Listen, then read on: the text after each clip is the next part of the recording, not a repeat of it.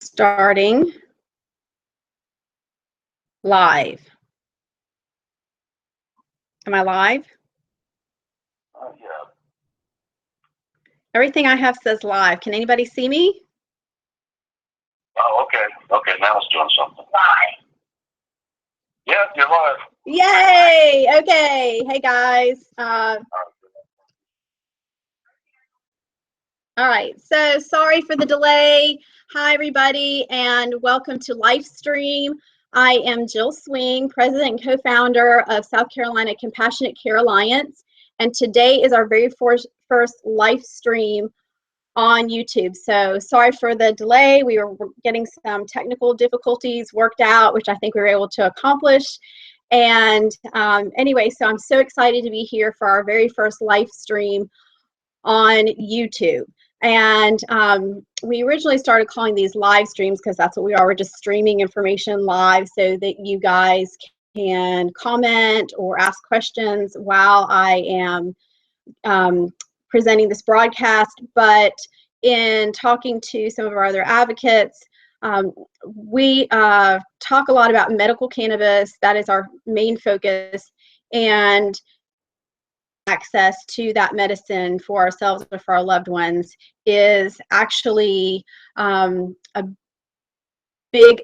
a big effect on our life. So we are actually calling this LIFEStream, and we will continue to provide information for you guys about medical cannabis advocacy in South Carolina, about our advocacy organization, and on our live streams that we're doing on Facebook every Friday at 12:30. I'm going to start having some guests on there. I had my first guest, veteran Jonathan Lebecki.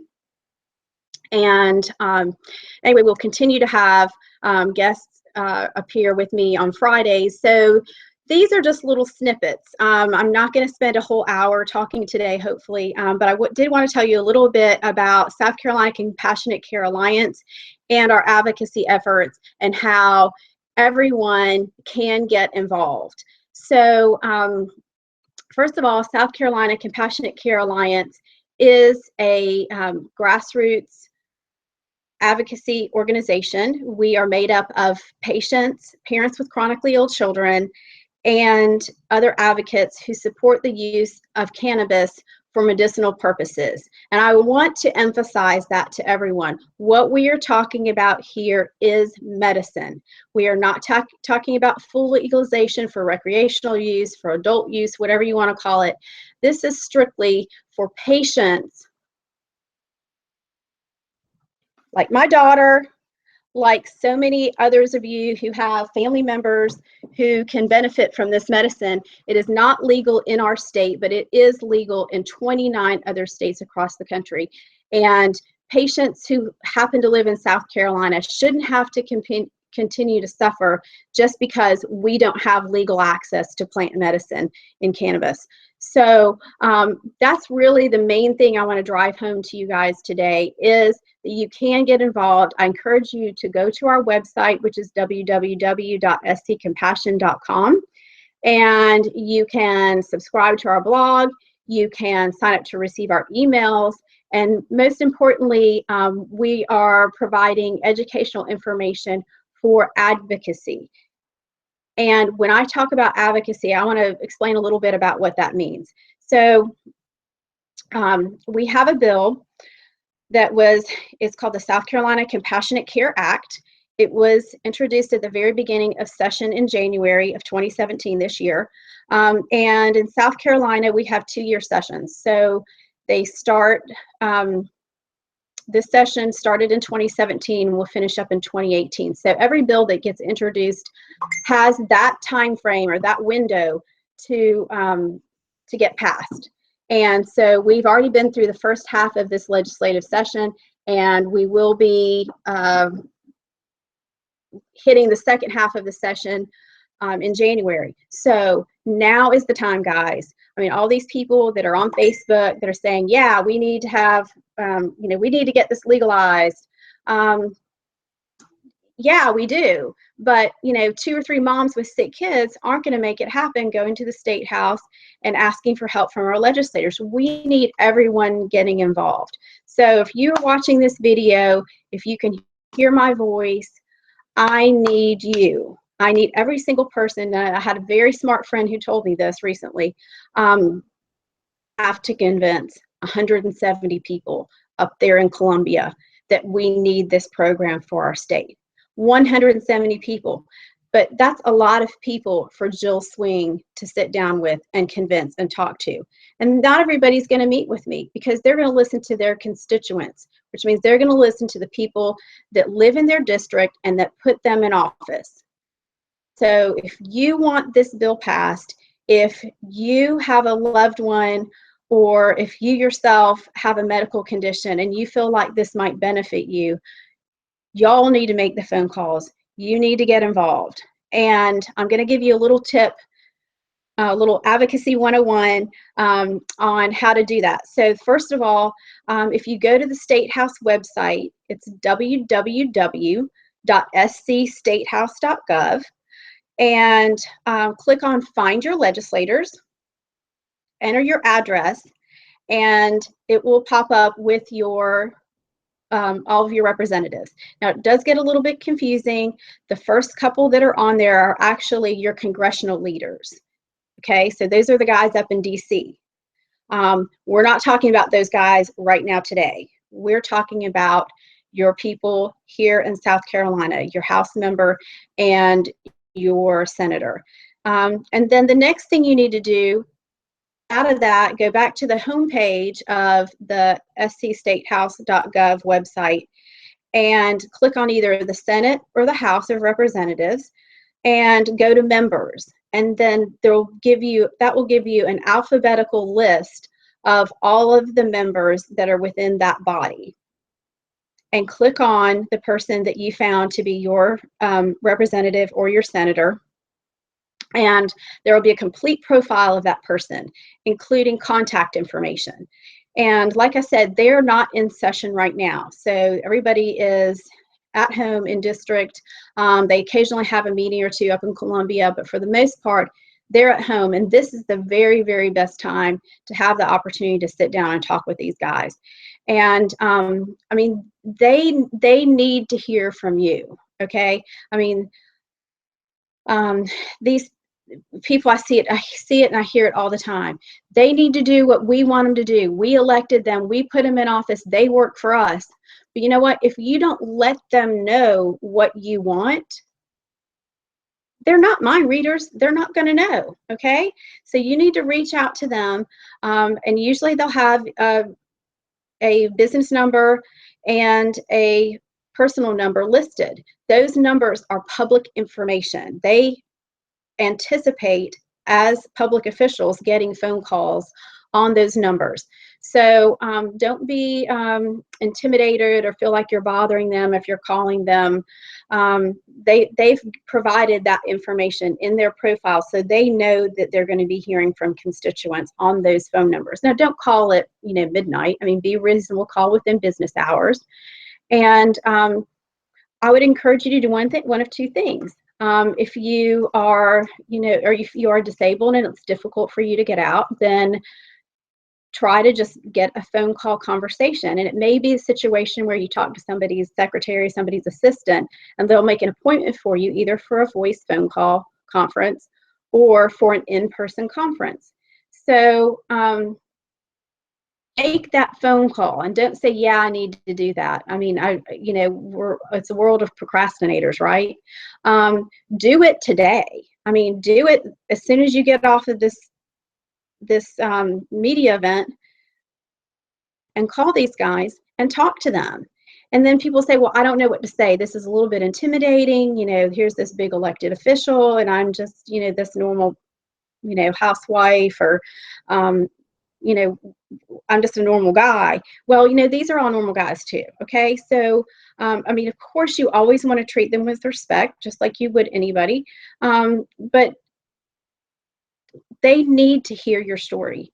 So that is the one thing that I think when people say, well, I don't know what to say, make sure, first and foremost, that you tell your story, that you tell how your particular medical condition or your child's condition or your mom's condition or your sister or whoever affects your day-to-day life, and how the prescription medications may affect your day-to-day life, and how they may make you feel, and how that impacts so many other things that you do. And then the other thing I really am asking everyone to add to just telling your story, make sure you emphasize that we are asking for medicinal use cannabis. Again, this is has nothing to do with full recreational use. This is just for medicine for patients who are suffering and who have run out of alternatives. If you would like to get more information about the bill itself, it's also posted on our website, which again is www.sccompassion.com, or you can go to the State House website, scstatehouse.com, and enter under bill search either 212 or 3521. Those are the bill numbers. They're identical. So you can see that list of qualifying conditions. And then the other thing is that well, anyway, going back to that first thought, just make sure that they understand that this is medicinal use cannabis. What I have learned recently is that law enforcement in this state is very opposed to the bill. Now, that's not news, sorry. That we've known from day one, but they are going to our lawmakers and telling them one of two things. They're either saying, well, this bill legalizes marijuana. Well, it doesn't. It's just for a certain population of patients who have debilitating conditions under a doctor's care and guidance. It's very restricted, and all of the medicinal products must be are state regulated. The sales of those products are state regulated. So this has nothing to do with legalization of marijuana. And not only that, the other thing they're saying is, well, it's going to lead to the legalization of marijuana. Well, you know what? It's not. Our state does not have a binding voter referendum.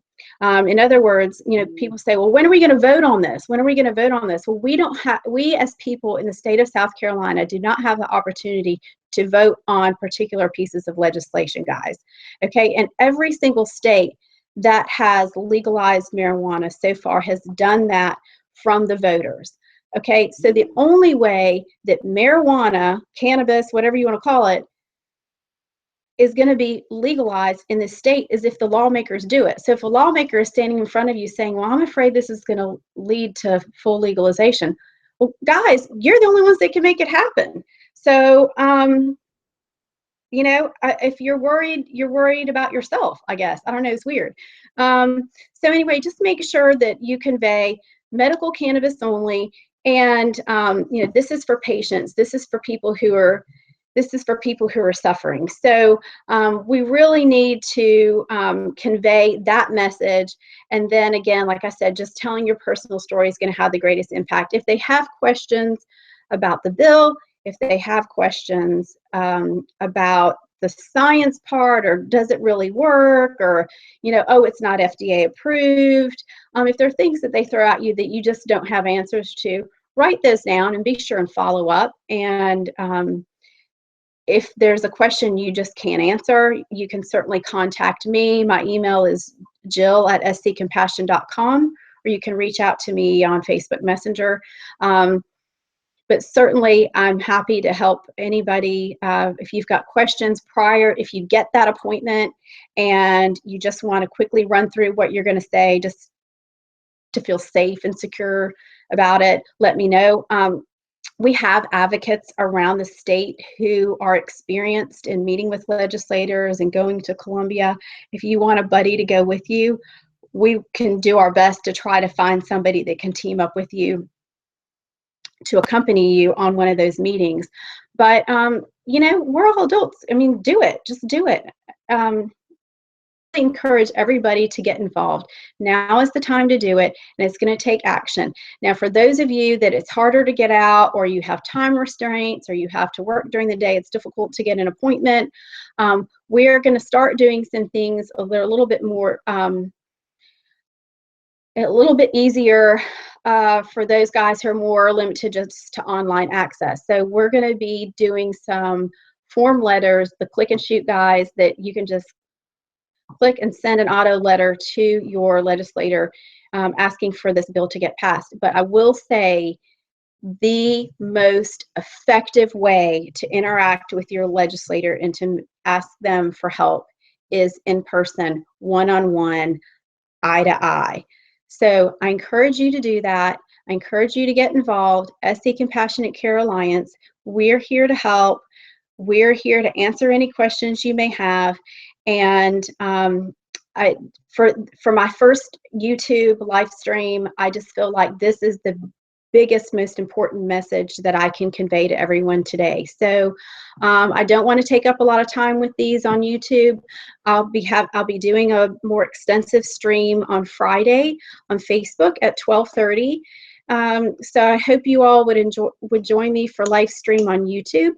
Again, go to our website, www.sccompassion.com, for more information on the bill, on some advocacy tips, and any other information that you may need. Please feel free to reach out.